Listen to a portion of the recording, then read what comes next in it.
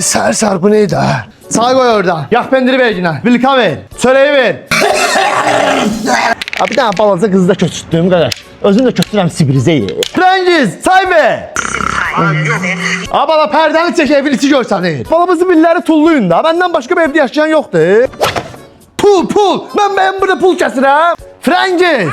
Bu Rasmidanın daçıkları koymuşsan. Daçık kimin daçık? Ana daçık deyirəm, daçık buraya koymuştum.